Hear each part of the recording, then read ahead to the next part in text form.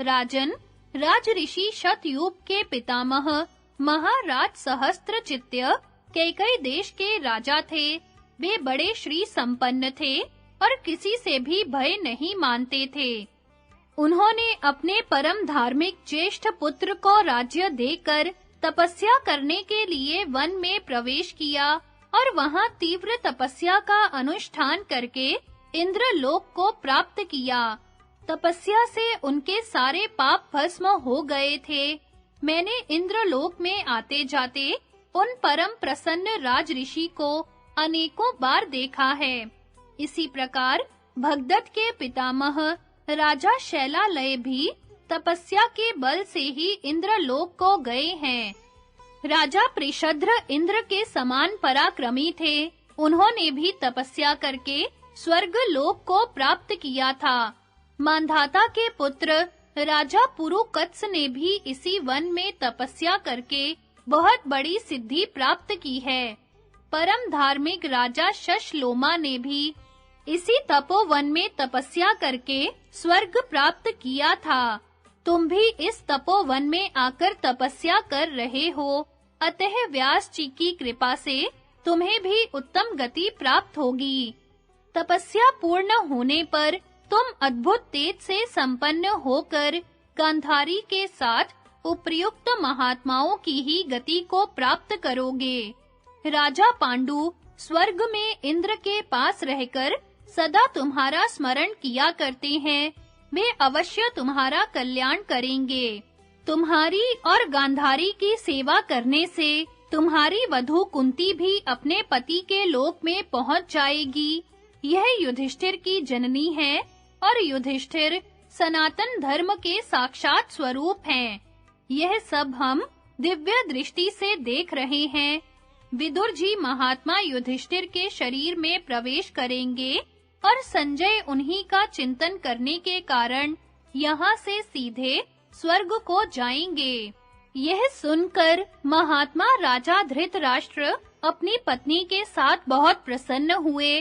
उन्होंने नारद जी के वचनों की प्रशंसा करके उनकी विशेष पूजा की। तदनंतर समस्त ब्राह्मणों ने अत्यंत प्रसन्न होकर नारद जी का बहुत ही आदर सत्कार किया। इसके बाद राजऋषि शतयूप ने नारद जी से कहा, भगवन, आपकी बातें सुनकर यहाँ बैठे हुए सब लोगों की, कुरु राज धृतराष्ट्र की तथा मेरी भी तपस्या विषयक श्रद्धा बहुत बढ़ गई है। इस संबंध में मैं आपसे कुछ पूछना चाहता हूँ। मनुष्यों को जो तरह-तरह की गति प्राप्त होती है, उसे आप अपनी दिव्य दृष्टि के द्वारा प्रत्यक्ष देखते हैं, किंतु आपने यह नहीं बतलाया कि ये राजा धृतराष्ट्र किस लोक को जाएंगे, इन्हें कब और किस लोक की प्राप्ति होगी। शतयूप के इस प्रकार प्रश्न करने पर नारद जी ने उस सभा में सबके मन को सुहाने वाली बात कही। राजर्षि, मैं एक बार घूमता फिरता इंद्रलोक में गया और वहां इंद्र तथा राजा पांडु से मिला। वहां राजा धृतराष्ट्र की इस कठोर तपस्या के विषय में ही बात चल रही थी। उस समय साक्षात इंद्र के मुख से मैंने यह सुना था कि अभी राजा धृतराष्ट्र की आयु 3 वर्ष बाकी है। उसके समाप्त होने पर ये गांधारी के साथ कुबेर के लोक को जाएंगे और वहां राज कुबेर से सम्मानित होकर विमान के द्वारा देव, गंधर्व तथा राक्षसों के लोकों में स्वेच्छा अनुसार विचरते रहेंगे। यह देवताओं का गुप्त विचार है, परंतु आप लोगों पर प्रेम होने के कारण मैंने इसे प्रकट कर दिया है। आप लोग वेद के धनी हैं और तपस्या से निष्पाप हो चुके हैं। नारद जी के ये वचन सुनकर सब लोग बहुत प्रसन्न हुए और राजा धृतराष्ट्र को भी इससे बड़ा हर्ष हुआ। इधर पांडव लोग धृतराष्ट्र के वन में चले जाने से बहुत दुखी हो गए थे। उन्हें माता के बिछोह का भी कष्ट सता रहा था। पूर्ववासी मनुष्य भी धृतराष्ट्र के लिए निरंतर शोक मग्न रहते थे। ब्राह्मण लोग सदा राजा धृतराष्ट्र के संबंध में इस प्रकार चर्चा करते थे। हाय, हमारे बूढ़े महाराज निर्जन वन में कैसे रहते होंगे। महाभागा गांधारी तथा कुंती भी किस तरह से दिन बिताती होंगी। पांडवों के शोक की तो कोई सीमा ही नहीं थी। उन्हें अपनी बूढ़ी माता के लिए इतनी चिंता हुई कि वे अधिक काल तक नगर में नहीं रह सके। निरंतर चिंता में डूबे रहने के कारण उन्हें तनिक भी शांति नहीं मिलती थी। शोक ने मानो उनके हृदय में घर बना लिया था। किसी भी वस्तु को पाकर वे प्रसन्न नहीं होते थे, मानो उनकी सुध-बुध खो गई हो। एक दिन अपनी माता को याद करके वे परस्पर यूं कहने लगे, मेरी माँ कुंती अत्यंत दुर्बल हो गई है। वे उन दोनों बूढ़ों को कैसे निभाती होंगी। शिकारी जंतुओं से भरे हुए जंगल में आश्रयहीन राजा धृतराष्ट्र अपनी पत्नी के साथ अकेले कैसे रहते होंगे। जिनके बांधव मारे गए हैं, वे महाभागा गांधारी देवी उस निर्जन वन में अपने अंधे और बूढ़े पति की सेवा किस प्रकार करती होंगी। इस प्रकार बात करते-करते उनके मन में बड़ी उत्कंठा हो गई और उन्होंने धृतराष्ट्र के दर्शन की इच्छा से वन में जाने का विचार किया। उस समय सहदेव ने राजा युधिष्ठिर से कहा, भैया जान पड़ता है, आपका मन तपोवन में जाने को उत्सुक हो रहा है। यह बड़ी खुशी की बात है। मेरी तो बहुत दिनों से वहां चलने की इच्छा थी। माता कुंती तपस्या में लगी होंगी। उनके सिर के बाल जटा के रूप में परिणत हो गए होंगे और उनका वृद्ध शरीर कुश और कास के आसनों पर शयन करने के कारण क्षत विक्षत हो गया होगा। उनका दर्शन पाकर मैं अपना अहोभाग्य समझूंगा। सहदेव की बात सुनकर द्रौपदी देवी राजा का सत्कार करके उन्हें प्रसन्न करती हुई बोली, नाथ, मुझे अपनी सास के दर्शन कब होंगे? क्या वे अभी तक जीवित हैं? जीते जी उनके चरणों का दर्शन करके मुझे बड़ी प्रसन्नता होगी। द्रौपदी के ऐसा कहने पर राजा युधिष्ठिर ने समस्त सेनापतियों को बुलाकर धृतराष्ट्र से मिलने वन जाने की तैयारी करने के लिए कहा। इसके बाद उन्होंने रनिवास के अध्यक्षों को आज्ञा दी, तुम सब लोग भांति-भांति के वाहनों और पालकियों को हजारों की संख्या में तैयार करो। छकड़े, बाजार, दुकानें, खजाना, कारीगर और कोषाध्यक्ष ये सब कुरुक्षेत्र के आश्रम की ओर रवाना हो जाएं। नगरवासियों में से भी जो कोई महाराज का दर्शन करना चाहता हो, उसे सुरक्षित रूप से चलने दिया जाए। पाकशाला के अध्यक्ष और रसोइये भोजन बनाने के सब सामानों को छकड़ों पर लाद कर ले चले। नगर में घोषणा करा दी जाए कि कल सवेरे यात्रा की जाएगी, इसलिए चलने वालों को विलंब नहीं करना चाहिए। इस प्रकार आज्ञा देकर सवेरा होते ही भाइयों सहित राजा युधिष्ठिर ने स्त्री और बूढ़ों को आगे करके नगर से प्रस्थान किया। बाहर जाकर पूर्ववासी मनुष्यों की प्रतीक्षा करते हुए वे 5 दिनों तक एक ही स्थान पर टिके रहे। फिर सबको साथ लेकर परिवार सहित कुरुक्षेत्र में पहुंचकर धृतराष्ट्र आदि का दर्शन करना तथा संजय का ऋषियों से उनका परिचय देना। वैशंपायन जी कहते हैं, राजन, तदनंतर राजा युधिष्ठिर ने लोकपालों के समान पराक्रमी अर्जुन आदि वीरों द्वारा सुरक्षित सेना को कूच करने की आज्ञा दी। आज्ञा पाते ही सब लोग चल दिए। कुछ लोग सवारियों से जा रहे थे और कुछ लोग पैदल। नगर और प्रांत के रहने वाले मनुष्य भी धृतराष्ट्र का दर्शन करने के लिए नाना प्रकार की सवारियों से राजा युधिष्ठिर के पीछे-पीछे गए।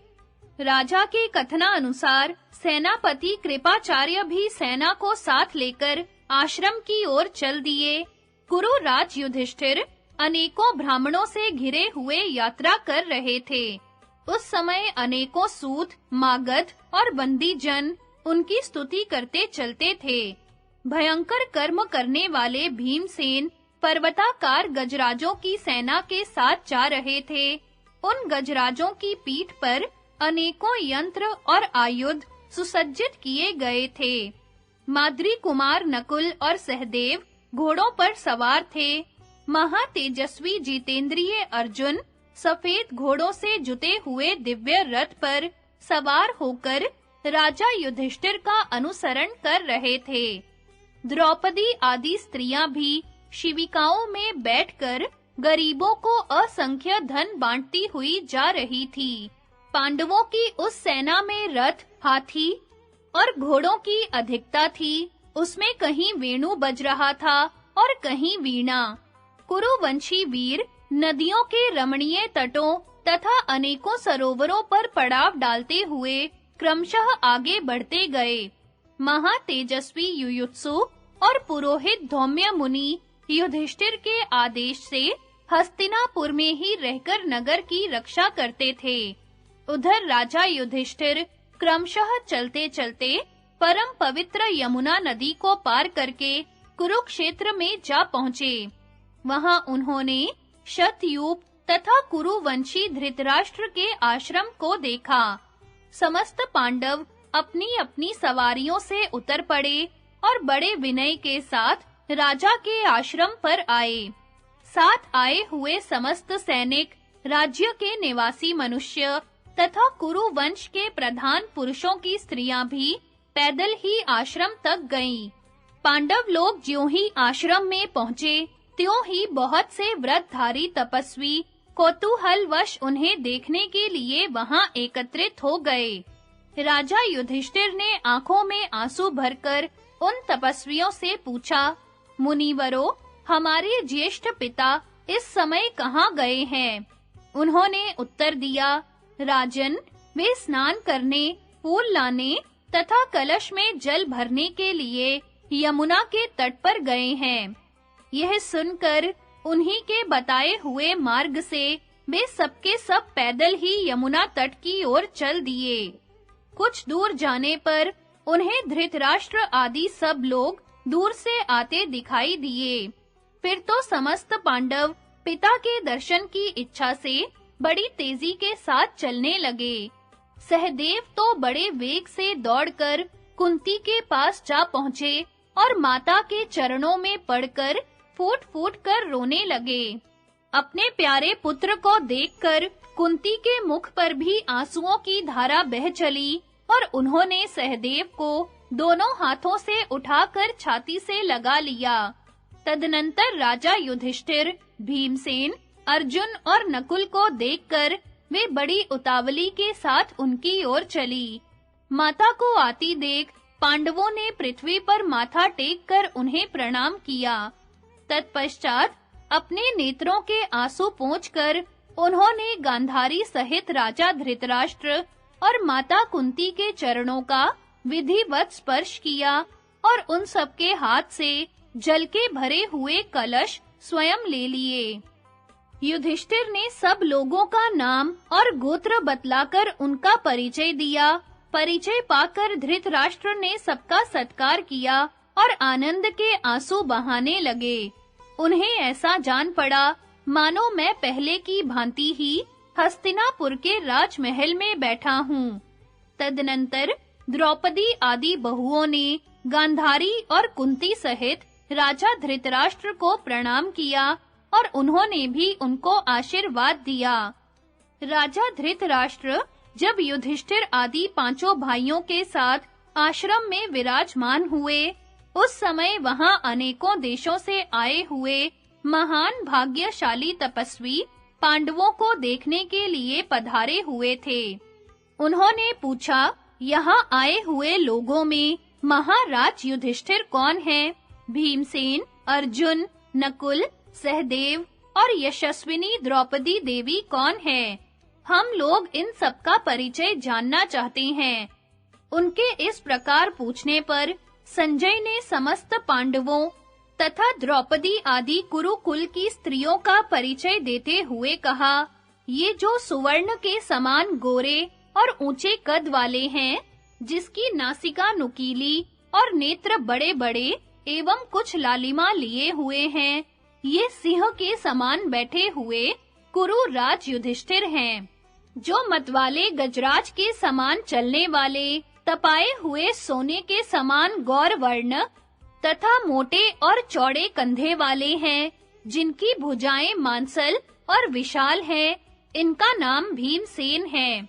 इनके पास जो ये महान धनुर्धर और श्याम रंग के तरुण दिखाई देते हैं, जिनके कंधे सिंह के समान ऊंचे और नेत्र कमल दल के समान विशाल हैं, ये वीरवर अर्जुन हैं।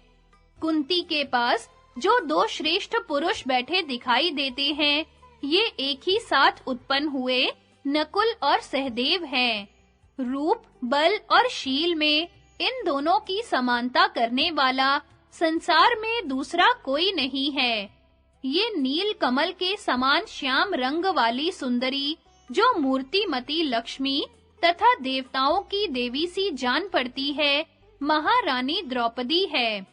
इनके पास जो ये सुवर्ण से भी उत्तम कांति वाली देवी चंद्रमा की मूर्तिमती प्रभा से विराजमान हो रही है, ये अनुपम प्रभावशाली चक्रधारी भगवान श्री कृष्ण की बहन सुभद्रा है।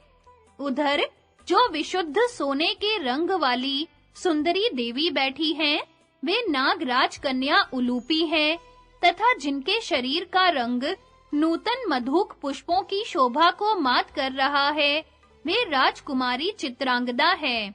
ये दोनों भी अर्जुन की ही पत्नियां हैं। यह जो इंदिवर के समान श्याम वर्ण वाली राज महिला विराजमान है, यह श्री कृष्ण के साथ टक्कर लेने का हौसला रखने वाले राज सेनापति की बहन और भीमसेन की पत्नी है। साथ ही यह जो चंपा के समान गौर वर्ण वाली सुंदरी बैठी हुई है, यह मगध राज जरासंध की कन्या एवं माद्री कुमार सहदेव की भार्या है।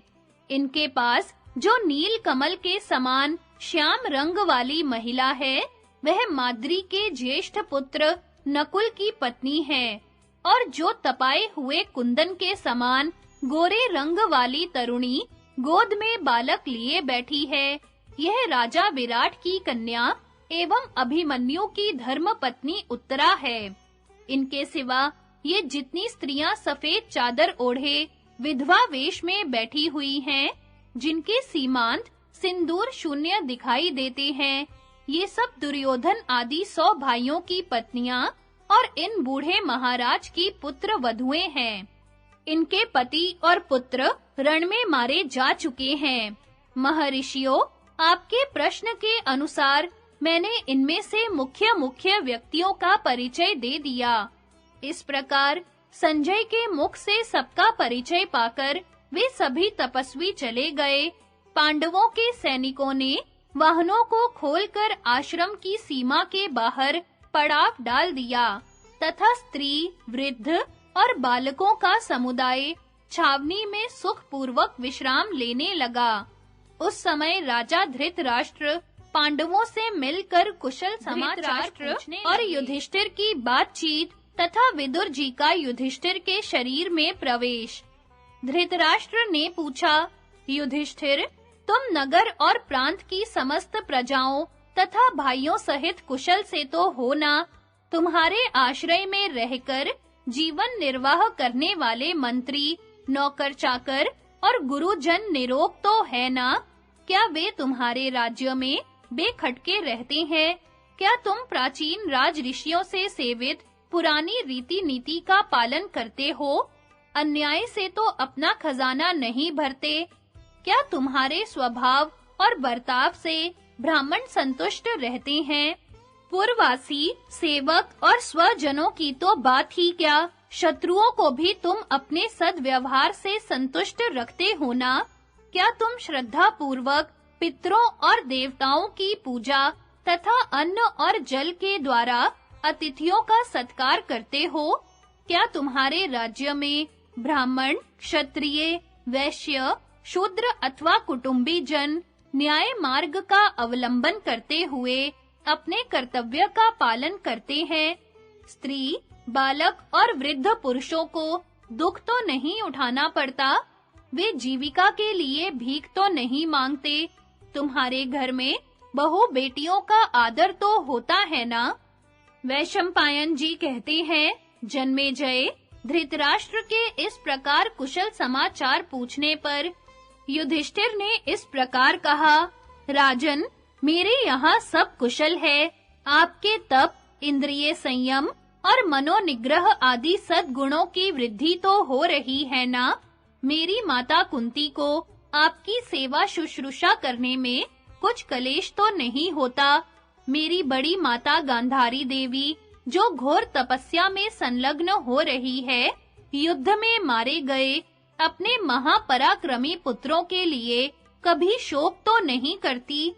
पिताजी, ये संजय तो कुशल पूर्वक तपस्या कर रहे हैं ना? इस समय विदुर जी कहाँ हैं? वे अब तक दिखाई नहीं देते। युधिष्ठिर के इस प्रकार प्रश्न करने पर धृतराष्ट्र ने कहा, बेटा, विदुर जी कुशल पूर्वक हैं। वे बड़ी कठोर तपस्या में लगे हैं। निरंतर उपवास करने और वायु पीकर रहने के कारण अत्यंत दुर्बल हो गए हैं। इस निर्जन वन में कभी-कभी ब्राह्मणों को उनके दर्शन हो जाया करते हैं। राजा धृतराष्ट्र इस प्रकार कह ही रहे थे कि मुख में पत्थर का टुकड़ा लिए जटाधारी विदुर जी दूर से आते दिखाई पड़े। उनका नंग-धड़ंग शरीर अत्यंत दुर्बल और वन की धूल मिट्टी से भरा दिखाई देता था। वे आश्रम की ओर देखकर सहसा लौट पड़े। यह देख राजा युधिष्ठिर उनके पीछे-पीछे दौड़े। विदुर जी कभी दिखाई देते और कभी अदृश्य हो जाते। इस प्रकार वे घोर जंगल की ओर बढ़ते चले गए और युधिष्ठिर यह कहते हुए यत्न पूर्वक दौड़ते जा रहे थे कि विदुर जी, मैं आपका परम प्रिय राजा युधिष्ठिर हूँ। इस प्रकार अत्यंत निर्जन और एकांत वन में पहुंचकर बुद्धिमानों में श्रेष्ठ विदुर जी एक पेड़ के सहारे खड़े हो गए। वे इतने दुर्बल हो चुके थे कि उनके शरीर का ढांचा मात्र रह गया था। फिर भी परम बुद्धिमान युधिष्ठिर ने उन्हें पहचान लिया और मैं युधिष्ठिर हूँ, ऐसा कहते हुए वे उनके सामने जाकर खड़े हो गए। तदनंतर महात्मा विदुर जी एकाग्र चित्त होकर राजा युधिष्ठिर की ओर एकटक देखने लगे। वे अपनी दृष्टि को उनकी दृष्टि में, शरीर को शरीर में, प्राणों को प्राणों में और इंद्रियों को इंद्रियों में मिलाकर उनके साथ एकाकार हो गए। इस प्रकार अपने तेज से प्रज्वलित होते हुए विदुर जी ने धर्मराज के शरीर में प्रवेश किया। राजा युधिष्ठिर ने देखा विदुर जी की आंखें पूर्ववत स्थिर हैं और उनका शरीर भी पहले की ही भांति वृक्ष के सहारे खड़ा हुआ है, किंतु अब उसमें चेतना नहीं रह गई है। इसके विपरीत उन्होंने अपने में विशेष बल और अधिक गुणों का अनुभव किया। अब उनके मन में विदुर जी के शरीर का दाह संस्कार करने की इच्छा हुई। इतने में आकाशवाणी हुई, राजन, विदुर जी संन्यास धर्म का पालन करते थे, अतएव उनके शरीर का दाह न करो, यही सनातन धर्म है। उन्हें सांतानिक नामक लोकों की प्राप्ति होगी, अतः उनके लिए शोक नहीं करना चाहिए। यह सुनकर धर्मराज युधिष्ठिर वहां से लौट गए और उन्होंने राजा धृतराष्ट्र के पास जाकर उनसे सारी बातें बताईं। यह सुनकर सब लोगों को बड़ा विस्मय हुआ। इसके बाद धृतराष्ट्र ने युधिष्ठिर से कहा, बेटा, मेरे दिए हुए फल, मूल और जल को ग्रहण करो। मनुष्य के पास अपने उपभोग में आने वाली जो वस्तु हो, उसी से उसको अतिथि का भी सत्कार करना चाहिए। उनके इस प्रकार कहने पर युधिष्ठिर ने बहुत अच्छा कहकर उनकी आज्ञा स्वीकार की और उनके दिए हुए फल मूल का भाइयों सहित भोजन किया। तत्पश्चात सब लोगों ने वृक्ष के नीचे रहकर वह रात्रि व्यतीत की। युधिष्ठिर आदि का ऋषियों के आश्रम देखना और महर्षि व्यास का धृतराष्ट्र को सांत्वना देना। वैशंपायन जी कहते हैं, जन्मेजय, तदनंतर रात बीत जाने पर राजा युधिष्ठिर पूर्वाहन कालीन नैतिक नियमों से निवृत्त होकर धृतराष्ट्र की आज्ञा ले मुनियों के आश्रम देखने के लिए चले। उनके साथ भीमसेन आदि चारों भाई, अंतःपुर की स्त्रियां, नौकर चाकर और पुरोहित भी थे। उन्होंने सुखपूर्वक भिन्न-भिन्न स्थानों पर घूमकर देखा। वेदों पर अग्नियां प्रज्वलित हैं और स्नान करके बैठे हुए ऋषि मुनि आहुति दे रहे हैं तथा कहीं-कहीं वेदों का स्वाध्याय करने वाले द्विज वृंद अपनी मनोहर ध्वनि से आश्रमों की शोभा बढ़ा रहे हैं। उस समय राजा युधिष्ठिर ने तपस्वियों के लिए लाए हुए सोने और तांबे के कलश, मृग चर्म, कंबल, स्नुक, स्नुवा, कमंडलू, बटलोई, थाली तथा लोहे के बनाए हुए भांति-भांति के बर्तन बांटे। जिसने जितने और जो बर्तन मांगे उनको उतने और वे ही बर्तन दिए गए। इस प्रकार धर्मात्मा राजा युधिष्ठिर आश्रमों में घूम-घूम कर धन बांटने के पश्चात धृतराष्ट्र के आश्रम पर लौट आए। वहां आकर उन्होंने देखा धृतराष्ट्र नित्य कर्म करके गांधारी के साथ शांत भाव से बैठे हुए हैं और उनसे थोड़ी दूर पर शिष्टाचार का पालन करने वाली माता कुंती शिष्या की भांति विनीत भाव से खड़ी है। युधिष्ठिर ने अपना नाम बताकर धृतराष्ट्र को प्रणाम किया और बैठने की आज्ञा मिलने पर वे कुशासन पर बैठ गए। भीमसेन आदि भी उन्हें प्रणाम करके उनकी आज्ञा से बैठ गए। इन सबके बैठ जाने पर महातेजस्वी भगवान व्यास ने दर्शन दिया। व्यास जी के साथ अनेकों देवऋषि थे। राजा धृतराष्ट्र तथा कुंती नंदन युधिष्ठिर और भीमसेन आदि ने उठकर उन सबको प्रणाम किया। व्यास जी ने धृतराष्ट्र को बैठने की आज्ञा दी और स्वयं एक सुंदर कुशासन पर बैठे। फिर व्यास जी की आज्ञा से अन्य सभी महर्षि भी चारों ओर कुश की चटाइयों पर बैठ गए। तदनंतर व्यास जी ने धृतराष्ट्र से पूछा, राजन, तुम्हारी तपस्या ठीक-ठीक चल रही है ना? वनवास में तुम्हारा मन तो लगता है ना? अब कभी तुम्हारे मन में अपने पुत्रों के मारे जाने का शोक तो नहीं होता? क्या तुम अपनी बुद्धि को दृढ़ करके वनवास के कठोर नियमों का पालन करते हो? मेरी बहू गांधारी बड़ी बुद्धिमती है। यह धर्म और अर्थ को समझने वाली और जन्म मरण के तत्व को जानने वाली है। इसे तो कभी शोक नहीं होता। यह अभिमान रहित होकर तुम्हारी सेवा तो करती है ना? क्या तुमने युधिष्ठिर, भीम, अर्जुन, नकुल और सहदेव को धीरज बंधाया है? इन्हें देखकर तुम्हें प्रसन्नता तो होती है ना? इनकी ओर से तुम्हारा मन साफ है ना? महाराज, किसी से भी वैर न रखना, सत्य भाषण करना और क्रोध को सर्वथा त्याग देना, ये 3 गुण सब प्राणियों के लिए श्रेष्ठ माने गए हैं। साक्षात धर्म ही मांडव्य ऋषि के शाप से विदुर के रूप में अवतीर्ण हुए थे। वे परम बुद्धिमान, महान योगी, महात्मा और महामनस्वी थे। देवताओं में बृहस्पति और असुरों में शुक्राचार्य भी वैसे बुद्धिमान नहीं है जैसे कुरुश्रेष्ठ विदुर थे। तुम्हारे भाई विदुर देवताओं के भी देवता और सनातन धर्म के साक्षात स्वरूप थे, जो सत्य, इंद्रिय संयम, मनोनिग्रह, अहिंसा और दान आदि के रूप में विश्व का कल्याण करता है। वह तेजस्वी सनातन धर्म विदुर से भिन्न नहीं है।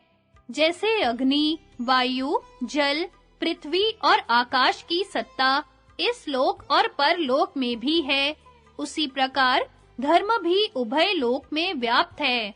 धर्म की सर्वत्र गति है तथा वह संपूर्ण चराचर जगत को व्याप्त करके स्थित है। जिनके समस्त पाप धुल गए हैं, वे सिद्ध पुरुष तथा देवताओं के देवता ही धर्म का साक्षात्कार करते हैं। जिन्हें धर्म कहते हैं, वे ही विदुर थे, और जो विदुर थे, वे ही ये पांडुनंदन युधिष्ठिर हैं, जो इस समय तुम्हारे सामने दास की भांति खड़े हुए हैं। महान योग बल से संपन्न और बुद्धिमानों में श्रेष्ठ तुम्हारे भाई विदुर युधिष्ठिर को सामने देखकर इन्हीं के शरीर में प्रविष्ट हो गए हैं। अब तुम्हें भी शीघ्र ही कल्याण का भागी बनाऊंगा। बेटा, इस समय मैं तुम्हारे संशयों का निवारण करने के लिए आया हूँ। पूर्व काल के किसी भी महर्षि ने अब तक जो चमत्कार पूर्ण कार्य नहीं किया है, वह भी आज मैं प्रत्यक्ष कर दिखाऊंगा। आज मैं तुम्हें अपनी तपस्या का आश्चर्यजनक प्रभाव दिखलाता हूँ। बतलाओ, तुम मुझसे किस अभीष्ट वस्तु को पाना चाहते हो? यदि किसी को देखने, सुनने या स्पर्श करने की तुम्हारी इच्छा हो, तो कहो, मैं उसे अवश्य और कुंती का व्यास जी से मरे हुए पुत्रों के दर्शन कराने का अनुरोध। जन्मेजय ने पूछा, ब्राह्मण, धृतराष्ट्र के आश्रम पर पांडवों के रहते परम तेजस्वी व्यास जी ने जो आश्चर्यजनक घटना दिखाने की प्रतिज्ञा की थी, वह किस प्रकार हुई, यह बताने की कृपा कीजिए। वैशंपायन जी ने कहा, राजन, पांडव धृतराष्ट्र की आज्ञा से भांति-भांति के भोजन करते हुए बड़े सुख से उनके आश्रम पर रहने लगे। उन्होंने 1 मास तक उस तपोवन में निवास किया था। महर्षि व्यास जी राजा धृतराष्ट्र से जब ये बातें कह रहे थे, उस समय वहां और भी बहुत से ऋषि पधारे। उनमें नारद, पर्वत, देवल, विश्वावसु, तुम्बुरु और चित्रसेन भी थे। कुरुराज युधिष्ठिर ने धृतराष्ट्र की आज्ञा से उन महात्माओं का भी विधिवत सत्कार किया। तत्पश्चात वे सब उत्तम आसनों पर विराजमान हुए। उस समय वहां उन लोगों में प्राचीन ऋषियों, देवताओं और असुरों से संबंध रखने वाली धर्म विषयक चर्चा होने लगी। बातचीत के अंत में वेद-वेताओं और वक्ताओं में श्रेष्ठ महातेजस्वी महर्षि व्यास जी ने प्रसन्न होकर राजा धृतराष्ट्र से कहा, महाराज, तुम और गांधारी अपने मरे हुए पुत्रों की शोकाग्नि से निरंतर जल रहे हो। इसके कारण तुम दोनों के हृदय में सर्वदा जो दुख बना रहता है, उसे मैं जानता हूँ। कुंती और द्रौपदी के हृदय में भी वही दुख है तथा श्री कृष्ण की बहन अपने पुत्र अभिमन्यु के मारे जाने का जो तीव्र दुख सहन कर रही है, वह मुझसे छिपा नहीं है। वास्तव में तुम सब लोगों का समागम सुनकर ही मैं तुम्हारे मानसिक संदेहों का निवारण करने के लिए यहाँ आया हूँ। आज मैं तुम्हें मनोवांछित वर देने को तैयार हूँ। तुम मेरी तपस्या का फल देखो। धृतराष्ट्र ने कहा, भगवन, आज मुझे आप जैसे साधु पुरुषों का समागम प्राप्त हुआ। यह आपका मुझ पर महान अनुग्रह है। आज मेरा जीवन सफल हो गया। मैं आप लोगों के दर्शन मात्र से ही पवित्र हो गया। परंतु मेरे मन में एक संशय है। महाभारत युद्ध में मेरे पुत्र और पौत्र मारे गए हैं। उनकी क्या गति हुई होगी? उन्हीं को याद करके मेरा चित्त सदा संतप्त रहता है। इन सब बातों का निरंतर स्मरण करके मैं दिन रात अनुताप की आग में जलता रहता हूँ। दुख शोक के आघात से एक क्षण के लिए भी मुझे शांति नहीं मिलती। गांधारी भी पुत्र शोक से आकुल होकर खड़ी हो गई और अपने श्वशुर से हाथ जोड़कर बोली, मुनिवर, इन महाराज को अपने मरे हुए पुत्रों के लिए शोक करते आज 16 वर्ष बीत गए, किंतु इन्हें अभी तक शांति नहीं मिली। रात भर इनको नींद नहीं आती। आप अपने तपोबल से संपूर्ण लोकों की नई सृष्टि कर सकते हैं। फिर राजा को इनके परलोकवासी पुत्रों से मिला देना आपके लिए कौन बड़ी बात है।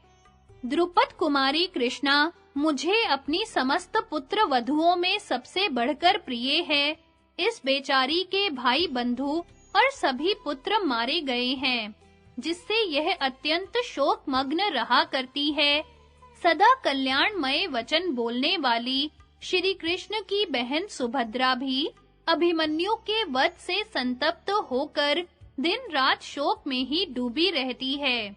भूरिश्रवा की धर्मपत्नी को भी अपने स्वामी के मारे जाने का बड़ा दुख है। इन महाराज के जो 100 पुत्र रण आंगन में मारे गए हैं, उनकी ये 100 स्त्रियां बैठी हैं। ये मेरी विधवा बहुएं दुख और शोक के आघात सहन करती हुई मेरे और महाराज के भी शोक को बढ़ा रही हैं। भगवन, आप ऐसी कृपा करें जिससे इन महाराज का, मेरा तथा आपकी वधू कुंती का भी शोक दूर हो जाए। गांधारी जब इस प्रकार कह रही थी, उसी समय कुंती ने गुप्त रूप से उत्पन्न हुए सूर्य के समान तेजस्वी अपने पुत्र कर्ण का स्मरण किया। भगवान व्यास ने उन्हें दुखी देखकर कहा, बेटी, यदि तुम्हें भी किसी काम के लिए कुछ कहना हो तो कहो। यह सुनकर उसने अपने श्वशुर के चरणों में प्रणाम किया और कुछ लज्जित सी होकर कहा, भगवन, आप मेरे श्वशुर हैं, मेरे देवता के भी देवता हैं। मैं आपके सामने सच्ची बात बता रही हूँ, सुनिए। एक समय की बात है, परम क्रोधी महर्षि दुर्वासा मेरे पिता के यहाँ भिक्षा के लिए आए थे। मैंने उन्हें अपनी की हुई सेवाओं के द्वारा संतुष्ट कर लिया। मेरा बर्ताव पवित्र और हृदय शुद्ध था। मेरे द्वारा उनका कोई अपराध नहीं हुआ। इससे संतुष्ट होकर वे महामुनि मुझे वरदान देने लगे। उन्होंने कहा, मेरा दिया हुआ वरदान तुम्हें अवश्य स्वीकार करना पड़ेगा। उनकी बात सुनकर मैं शाप के डर से बोली, आपकी जो आज्ञा है वो मुझे स्वीकार है। तब वे पुनः बोले, भद्रे, तुम जिन जिन देवताओं का आवाहन करोगी वे सभी तुम्हारे अधीन हो जाएंगे। यूं कहकर वे अंतर्धान हो गए। यह सुनकर मैं बड़े आश्चर्य में पड़ गई। किसी भी अवस्था में उनकी बात मुझे भूलती नहीं थी। एक दिन मैं अपने महल की छत पर खड़ी थी। उसी समय सूर्य देव का उदय हुआ। महर्षि दुर्वासा के वचनों का स्मरण करके मैं चाह भरी दृष्टि से उनकी ओर देखने लगी। इतने में भगवान सूर्य मेरे पास आकर खड़े हो गए। उन्हें देखकर मैं कांप उठी। उन्होंने आते ही कहा, देवी, मुझसे कोई वर मांगो। किंतु मैंने उनके चरणों में प्रणाम करके कहा, भगवन, मुझे कुछ नहीं चाहिए। आप कृपा करके चले जाइए। वे बोले, देवी, मेरा आवाहन व्यर्थ नहीं हो सकता। तुम कोई ना कोई वर अवश्य मांगो, अन्यथा मैं तुम्हें और तुम्हारे वरदाता ब्राह्मण को भी भस्म कर डालूंगा। तब मैंने कहा, भगवन, मुझे आपके समान पुत्र पैदा हो। इतना कहते ही सूर्य देव मुझे मोहित करके अपने तेज के द्वारा मेरे शरीर में प्रविष्ट हो गए।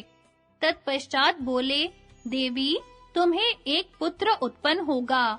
यूं कहकर वे आकाश में चले गए। तब से मैं इस वृत्तांत को पिताजी से गुप्त रखने के लिए महल के भीतर ही रहने लगी, और जब गुप्त रूप से पुत्र उत्पन्न हुआ तो उसे मैंने पानी में बहा दिया। वही मेरा कर्ण था। उसके जन्म के बाद मैं पुनः भगवान सूर्य की कृपा से कन्या भाव को प्राप्त हो गई। मेरा वह कार्य पाप हो या अपाप मैंने आपके सामने प्रकट कर दिया। इस समय मैं अपने उसी पुत्र कर्ण को देखना चाहती हूँ। कुंती के इस प्रकार कहने पर व्यास जी ने कहा, बेटी, तुमने जो कुछ कहा है वह सब सत्य है। ऐसी ही होनहार थी। इसमें तुम्हारा कोई अपराध नहीं है। देवता लोग अणिमा आदि ऐश्वर्यों से संपन्न होते हैं, अतः दूसरे के शरीर में प्रविष्ट हो जाते हैं। वे संकल्प, वचन, दृष्टि, स्पर्श और हर्षोत्पादन मात्र से भी पुत्र उत्पन्न कर सकते हैं। देव धर्म के द्वारा मनुष्य धर्म दूषित नहीं होता। ऐसा जानकर तुम अपनी मानसिक चिंता का आदि के पूर्व जन्म का परिचय तथा व्यास जी का मरे हुए वीरों को प्रकट करके उन्हें उनके संबंधियों से मिलाना।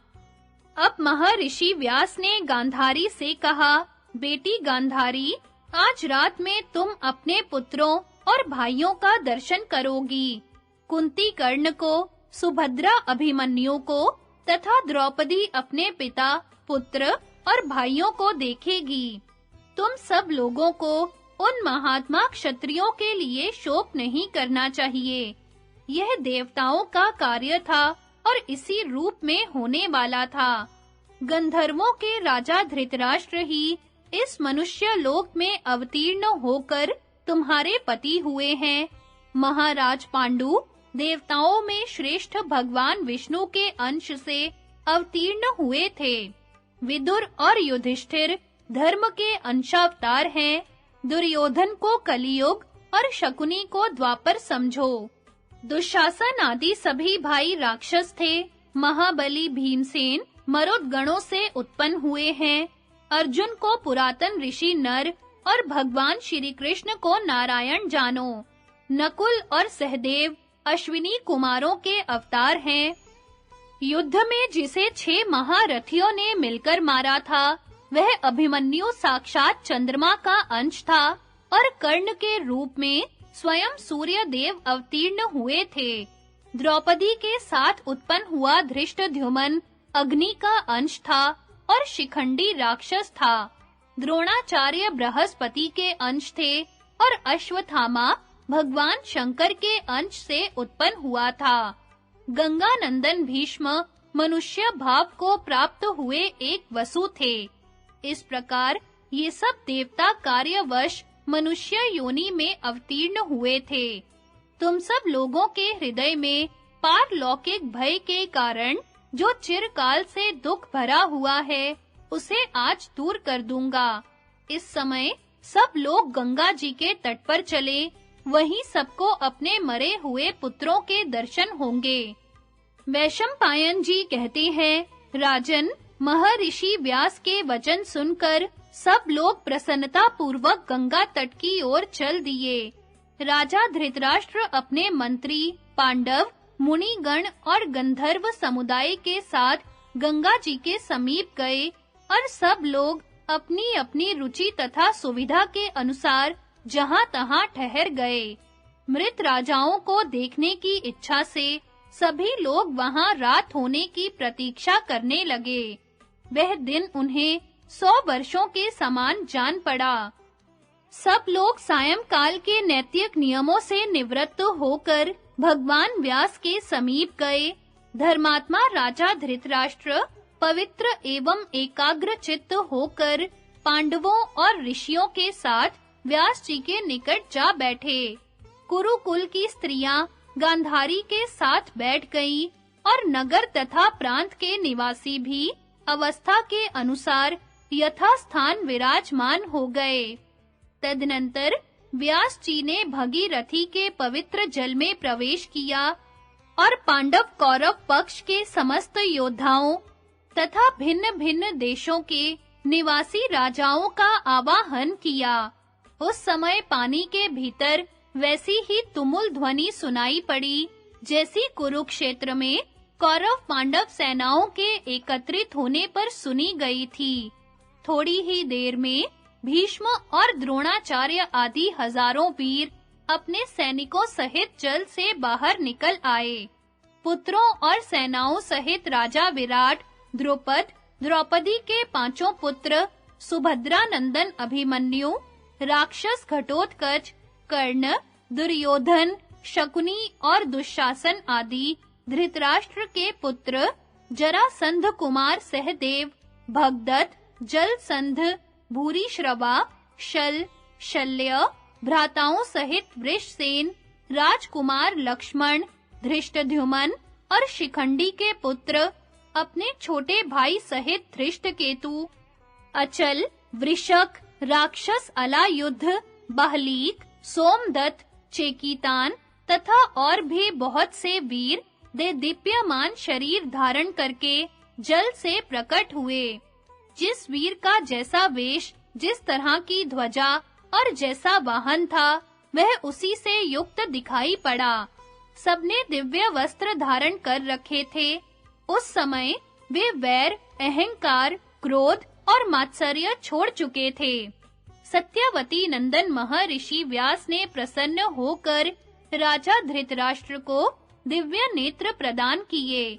यशस्विनी गांधारी भी दिव्य ज्ञान से संपन्न हो चुकी थी। उन दोनों ने युद्ध में मरे हुए पुत्रों तथा अन्य संबंधियों को देखा।